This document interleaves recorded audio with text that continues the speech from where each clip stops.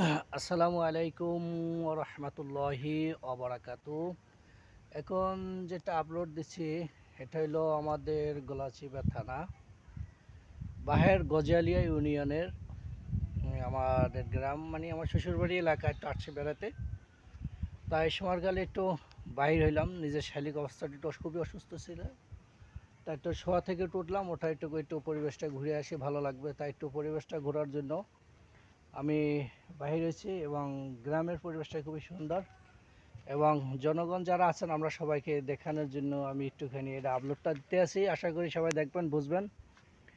গ্রামে আসলে গ্রামের একটা পরিবেশ কলম আবহাওয়াটা খুবই ভালো, আর শহরের আবহাওয়াটা একটা অন্য কাদার। ঠিক আছে, শহর আর গ্রাম একটা অন্য হিসাব, অন্য কাদা। গ্রামের আবহাওয়াটা খুবই আসলে ভালো, আসলে সুন্দর। সবাই ভালো থাকবেন, আর আমার চ্যানেলটাকে সবাই সাবস্ক্রাইব করবেন।